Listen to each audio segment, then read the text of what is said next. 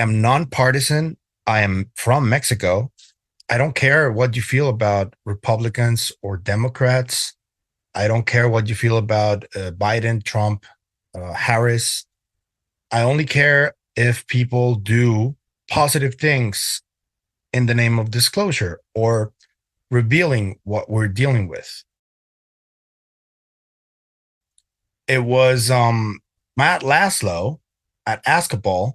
He's always on the beat with Congress people talking about UAP, and he recently interviewed Representative Burleson, who already has a pretty cool relationship with him. So he opens up to Matt pretty well.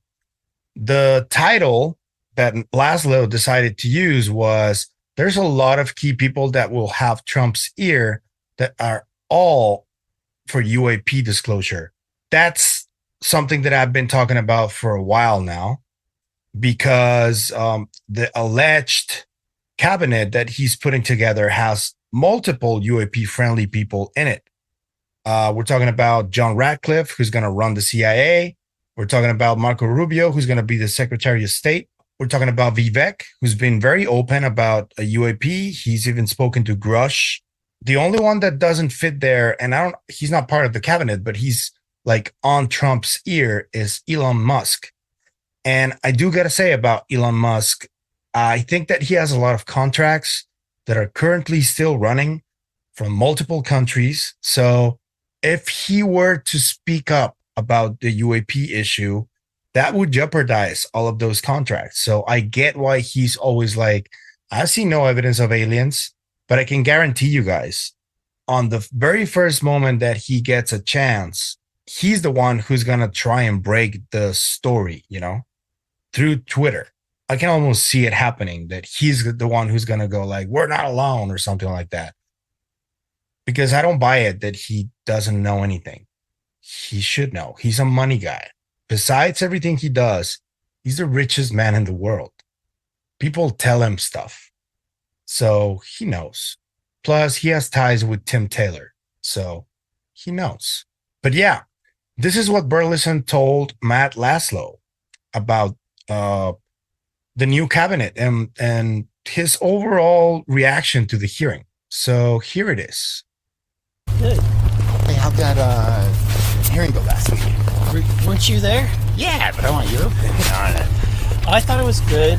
We got more witnesses to come forward. They all have very reputable backgrounds. Yeah. I think that adds, it underscores what has already been said by Grush and some of the other, the pilots that testified.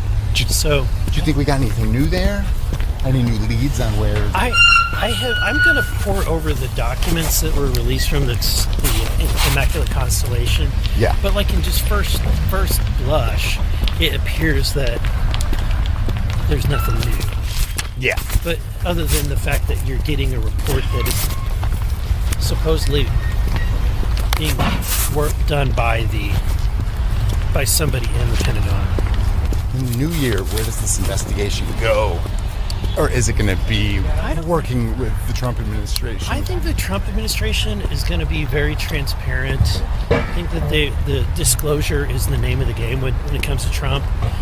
He's already talked about the Kennedy files, making all of it released. He's talked about getting the Jeffrey Epstein list out there.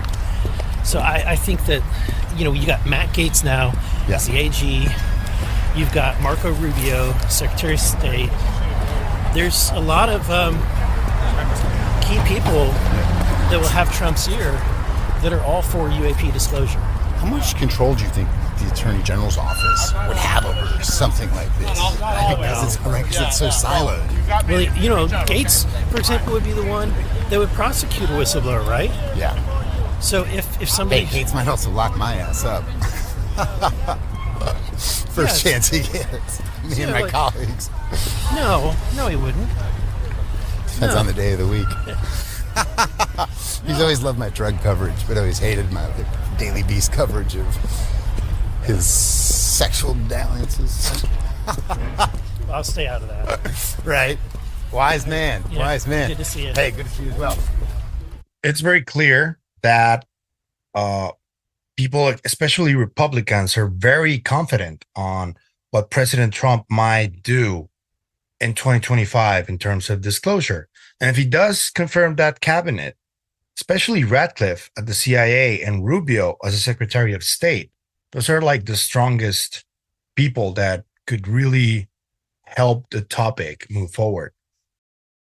To one other topic that's very interesting, there have been an increase in UFO sightings in the past 2 years, and U.S.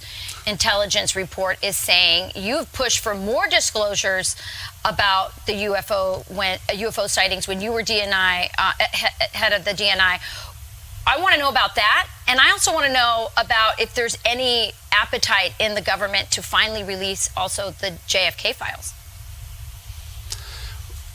Well, when I became, shortly after I became the DNI in June of 2020, I was the first one to publicly acknowledge that there was a unidentified aerial phenomenon task force through the Senate Intelligence Committee, because I wanted there to be greater transparency to the American people about the number of sightings of things that are unexplained. And I know everyone gets caught up on alien life and all of that, but my concern as the Director of National Intelligence was, if anyone, foreign adversary, regardless of how you define foreign adversary, have technologies that the United States don't have, we need to find out more about that. And what we found that was Navy pilots and Air Force pilots were, discouraged from reporting that. They thought that it would impair their careers. We need to have information if there are technologies out there, and very clearly, as this most recent report reveals, the sightings are increasing, which is a good thing because that means we're getting more honest reporting from our Navy and Air Force pilots. But it gives us more information. We need to find out when there are, and there very clearly are now, hundreds of unexplained sightings, meaning that there's no natural phenomenon involved, there's no visual disturbance, it's not clutter or debris or birds or anything else, but objects that demonstrate technologies that seem to defy the law of physics and capabilities that we don't have as the world's superpower. Our role in the federal government is to provide for the common defense, and we can't do that if someone else has technologies that are better than we have. So all of this is a very, a good development from my perspective, and I'm glad that they're pursuing some of the things that I was pushing as DNI. Your second question with regard to other classified information, I don't want to disclose conversations with former President Trump, but he did want to declassify the documents surrounding the Kennedy assassination, and there was some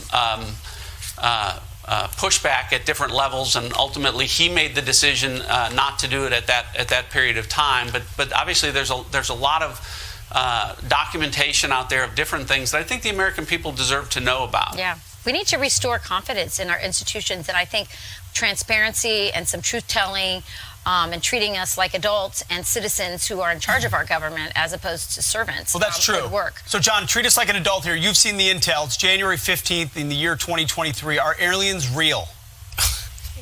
Good. Well, I can't talk to you about, any potential alien life. So I'll just leave it at that. There you go. What does that answer say? I don't know. I don't know.